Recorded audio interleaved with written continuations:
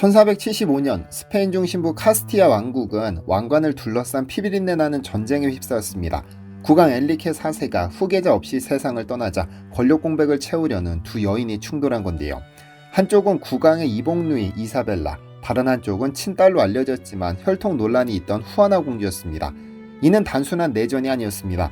포르투갈 국왕 아폰소 5세가 후아나 편에서 참전하고 아라곤의 왕자 페르디난드가 이사벨라와 결혼하며 세력을 합치면서 이 전쟁은 국제전으로 번졌죠. 마침내 1479년 승리의 여신은 이사벨라의 손을 들어주었습니다. 마침내 왕관을 머리에 이었을 때 분열됐던 스페인은 하나의 통일 왕국이 되었죠. 왕관을 향한 이 처절한 투쟁이 바로 카스티아 왕위계승 전쟁입니다. 여기서 주목해야 할 것은 왕관이라는 용어입니다. 중세 유럽에서 왕관은 신이 왕을 임명했다는 증표이자 정통성을 보증하는 실물 그 자체였으니까요. 왕관은 영어로 크라운이라고 합니다. 이는 왕이 머리에 이는 보석관을 가리킬 뿐 아니라 더 깊은 의미를 갖고 있습니다. 현대에도 더 크라운이라는 표현은 국가의 통치권을 상징할 정도고 더 브리티시 크라운은 영국 왕실 혹은 영국 정부 전체를 뜻하니까요. 그러니까 유럽인들에게 왕관을 차지한다는 것은 곧 신이 부여한 통치권을 손에 넣었다는 뜻입니다. 그렇다면 이렇게까지 권위와 힘의 상징이었던 왕관, 오늘날에도 그 위상이 통할까요? 흥미롭게도 얼마 전 미국 대통령 도널드 트럼프가 경주를 방문했을 때 이 왕관이 다시 한번 화제에 올랐습니다. 당시 한국 정부는 트럼프에게 신라시대의 황금 왕관을 선물했습니다. 모형이었고 도금이었지만 장인이 몇 개월에 걸쳐 한 땀 한 땀 재현했다고 하죠. 도대체 신라시대 금관에는 무슨 비밀이 있길래 세계 최강대국의 대통령이라는 타이틀에 억만장자라는 수식어까지 가진 트럼프조차 눈을 떼지 못하게 만들었던 것일까요? 일부에서는 이 금관이 한국의 오랜 수건이었던 핵잠수함 프로젝트를 앞당겼다는 추측까지 내놓고 있는데, 그래서 오늘은 21세기 기술로도 못 따라하는 신라인들의 금세공 기술력을 살펴볼까 합니다. 안녕하세요, 디스멘털입니다. 전세계 역사를 통틀어 고대에 만들어진 순금 왕관이 발견된 사례는 고작 10건 남짓입니다. 말 그대로 고대에 제작한 순금 왕관은 희귀하디 희귀한 보물인 것이죠. 그런데 그중 절반 이상이 경주에서 발견됐습니다. 1921년 경주 금관총에서 처음으로 신라 황금 왕관이 세상의 모습을 드러낸 이후 이어 발견된 금령총, 서봉총, 천마총, 황남대총 등 무덤마다 황금 왕관이 쏟아져 나온 겁니다. 경주 한 지역에서만 신라 금관 6점이 연달아 발굴되는 진풍경이 연출됐죠. 여기에 김해 대성동과 합천 옥전고분에서 나온 가야 금관까지 합치면 한반도는 인류 고고학사에서 가장 많은 순금 왕관이 발견된 지역으로 기록됩니다. 트럼프에게 선물한 금관 원본도 천마총에서 나온 것으로 천마총 금관은 학계에서 신라 금관 중 가장 화려하고 구조가 완벽한 작품으로 평가받습니다. 신라에서 이렇게 엄청난 양의 황금 유물이 나온다는 사실은 당시 신라가 동아시아에서 얼마나 풍족한 경제력과 발달한 금속 공예 기술을 갖고 있었는지를 반증합니다. 실제로 5세기 중국 역사서 송서에는 신라는 금이 산과 들에 가득하다는 표현이 등장하고 9세기 아랍의 지리학자 이븐 쿠르다드 비흐 역시 신라를 가리켜 금이 솟아나는 땅이라 부르며 그 부유함을 전했죠. 기록으로 보나 유물로 보나 신라는 그야말로 황금의 나라였습니다. 이쯤 되면 이런 궁금증이 생깁니다. 왕관이라면 우리나라만 쓴 것도 아닌데 왜 하필 신라의 금관만 유별나게 언급되는 걸까? 실제 왕이 쓴 물건이니 금관이 다른 나라에도 많을 법도 한데 말이죠. 물론 전 세계 각 문명을 살펴보면 왕이나 지배층의 머리를 장식한 관이나 머리띠 형태의 보물은 어렵지 않게 찾아볼 수 있습니다. 하지만 신라의 황금 왕관과 견줄 만한 수준의 유물을 찾기가 힘듭니다. 유럽의 왕관들은 대부분 중세 이후에 제작되었습니다. 게다가 실제 일상적으로 착용한 왕의 물건이라기보다 대관식 등 종교의식과 결합한 상징물의 성격이 강합니다. 이집트를 떠올리면 투탕카멘의 화려한 황금 가면이 먼저 생각나지만 이것은 살아있는 왕이 쓰던 관이 아니라 미라 위에 덮는 장례용 가면입니다. 중동의 사산조 페르시아나 인도의 굽타 왕조에서도 금장식이 화려했지만 대부분은 금동이나 은도금으로 만들어졌고 보석 세공 위주의 장식품에 가까웠습니다. 이처럼 다른 문명에서도 권위를 상징하는 머리 장식은 존재했지만 신라 금관과 견줄 만한 고순도 황금관은 거의 찾아보기 어렵습니다. 결정적으로 신라의 금관은 5, 6세기라는 이른 시기에 이미 제작되었고 실제 왕들이 머리에 썼다는 점에서 특별합니다. 즉 종교 의례용 상징물이 아닌 실사용 왕관이라는 것이죠. 게다가 한두 점이 아닌 여러 점이 같은 시대, 같은 지역에서 연속적으로 발견되었으니 전례를 찾기 힘든 일입니다. 그렇다면 왕이 직접 써도 될 정도로 신라인들의 금 세공 능력이 대단했다는 것인데, 여기 신라인들이 얼마나 대단했는지를 보여주는 유물이 하나 있습니다.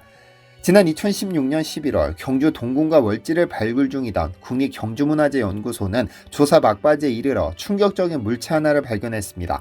인접한 부근에 일제강점기 부설된 철로가 지나고 있었는데, 철로 옆 배수로에 자꾸 물이 차오르면서 더 이상 발굴이 불가능하다는 판단에 발굴장을 정리 중이었죠. 그런데 인부 한 명이 흙 속에서 번뜩이는 금빛 조각을 하나 발견합니다. 아주 작고 납작한 금박 조각이었기 때문에 당시에는 큰 의미를 두지 않고 기록만 남겨두었죠. 그런데 열흘 뒤 같은 자리 부근에서 또 다른 인부가 비슷한 금박 한 조각을 찾아냈습니다. 두 조각은 함께 수장고로 옮겨졌고, 며칠 후 연구원들이 정리 작업을 하던 중 기이한 사실을 발견합니다.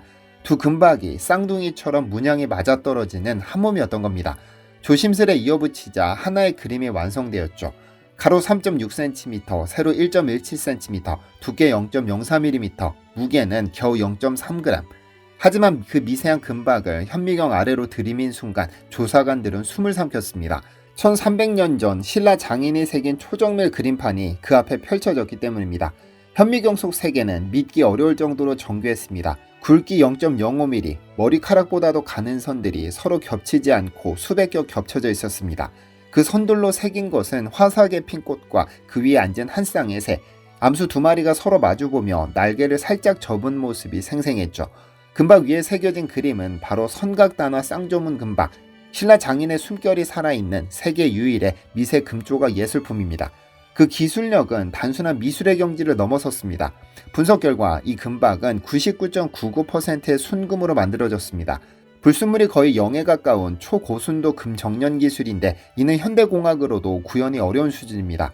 참고로 신라의 대표 금관 6점조차 금 함유량이 약 89%였는데 이 금박은 그것보다 훨씬 높은 순도를 자랑합니다.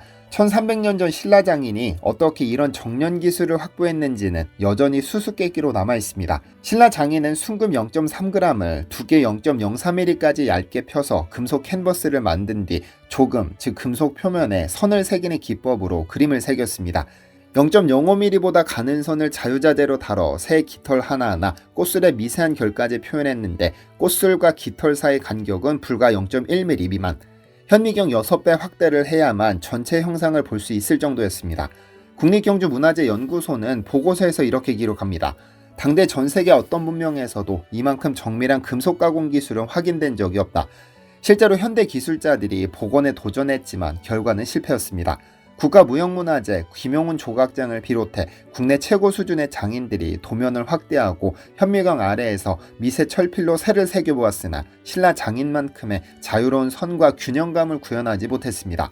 컴퓨터 프로그램으로 도안을 만들고 레이저를 이용해야만 근접한 재현이 가능할 거라는 결론이 나왔죠. 김용훈 장인은 이렇게 말했습니다. 컴퓨터로 쏘면 가능하겠지만 인간의 손으로는 불가능한 수준입니다. 하지만 신라에는 컴퓨터가 없었습니다. 그럼에도 불구하고 그들은 0.05mm의 미세한 세계를 다루었고 금속 위에 새와 꽃을 그렸습니다. 21세기의 초정밀 공학으로도 완벽히 복원할 수 없는 세밀함, 그것이 바로 신라 장인들의 손끝에서 태어난 과학과 예술의 경지, 1300년의 시간을 뛰어넘은 기적의 금세공 기술력입니다. 그럼 금관으로 다시 돌아와 볼까요? 신라의 금관은 단순한 예술품이 아니라 왕권의 증거물이었습니다. 세움 장식이 하늘을 향해 솟아오르고 옆으로는 드리운 달개 장식이 어깨까지 흘러내리며 에메랄드빛 고곡들이 찰랑거리는 그 모습은 시각적으로도 압도적입니다. 이렇게 복잡하고 화려한 구조의 금관을 실제로 머리에 이는 일이 가능했다는 것 자체가 놀랍죠. 왜냐하면 금이라는 금속은 순도 99%에 가까울수록 무르고 잘 휘어지기 때문입니다. 높이 솟은 관 형태를 만들었다가는 자중을 이기지 못해 주저앉거나 휘어져 버릴 위험이 큽니다. 실제로 신라와 경쟁하던 백제의 경우 국왕의 무덤에서 순도 24K에 가까운 순금으로 만든 눈부신 장신구들이 출토되었지만 정작 관 형태의 유물은 나오지 않았습니다. 백제왕들은 대신 비단이나 가죽으로 된 모자에 금장식을 덧붙이는 관식 형태로 왕관의 역할을 대신했죠. 순금의 광택과 아름다움은 뛰어났지만 구조적인 높이와 형태를 구현하기엔 역부족이었던 겁니다. 그렇다면 신라는 어떻게 수직으로 솟은 구조의 관을 만들 수 있었을까요? 여기에서 드러나는 것이 바로 신라 장인들의 뛰어난 금세공 기술입니다. 신라의 금관 장인들은 금의 일정 비율로 은을 섞어 좀 더 단단한 금합금을 만들어냈습니다. 오늘날 기준으로 약 19에서 21K 정도의 금속이었는데 이렇게 하면 24K 순금보다 경도가 높아져 형태 유지가 쉬워집니다. 또한 금과 은의 색조합으로 은은한 황금빛을 내면서도 약간의 강성을 확보해 훨씬 섬세하고 복잡한 문양을 새기는 작업도 가능해졌습니다. 신라시대 장인들은 이렇게 금의 순도를 조절하는 합금 기술로 예술성과 내구성을 모두 잡은 것이죠. 실제 국립경주박물관 등재에 전시된 신라 금관을 가까이서 보면 두께 몇 밀리미터 남짓한 얇은 금판을 정교하게 잘라 나뭇가지나 사슴뿔 모양을 만들고 거기에 다시 작은 구멍을 뚫어 고곡이나 달개를 매단 것을 확인할 수 있습니다. 1500년 전 전기 드릴도 레이저 커터도 없던 시절에 이런 작업을 해냈다는 사실에 현대 금속공예 전문가들도 감탄을 금치 못하죠. 일부 전문가들은 이러한 신라 금관을 두고 단순한 예술품이 아니라 당대 최고 수준의 과학과 공학의 산물이라고 평가합니다. 심지어 앞서 언급한 천마총 금관의 경우 현재 장인들이 똑같이 재현하려 해도 상당한 시간과 노력이 들 만큼 복잡한 구조와 완성도를 보여줍니다. 트럼프 선물용 천마총 금관 모형도 최고 장인이 한 달 넘게 매달려 제작했을 정도라고 하죠. 오늘 살펴본 것처럼 신라의 황금 왕관은 단순히 1500년 전의 아름다운 장식품이 아닙니다. 그것은 당대 최고 기술이 집약된 과학적 예술품이자 왕의 권위를 실증한 역사적 징표입니다. 한반도의 작은 왕국이 어떻게 황금의 나라로 불리며 동아시아사의 중심에 설 수 있었는지 그 비밀의 한 조각을 이 금관이 보여주고 있습니다. 더 나아가 신라 금관은 오늘날 대한민국 외교 무대의 숨은 주역으로도 활약했습니다. 세계 최강국 대통령의 마음을 사로잡고 국가의 오랜 수건을 이루는데 한몫했다는 이야기는 과장이 섞였다 하더라도 충분히 흥미롭습니다. 세상에 수많은 유물이 있지만 현대 와서까지 이런 영향력을 발휘한 사례가 또 있을까요? 그것도 진품이 아닌 복제품으로 말입니다. 신라의 금관은 이제 우리 문화의 정체성을 상징하는 보물로 또 세계인을 매료시키는 매력적인 문화외교의 아이콘으로 거듭났습니다. 앞으로도 이 황금 왕관이 전하는 찬란한 유산의 힘을 통해 우리나라가 세계 무대에서 더욱 빛을 발하기를 기대해봅니다. 시청해주셔서 감사합니다. 디시멘터리에서는 여러분의 제보를 기다립니다. 제 채널에서 다뤘으면 하는 뉴스 또는 널리 알려졌으면 하는 영상은 디시멘터리 네이버.com으로 제보해주시면 소중히 제작하겠습니다.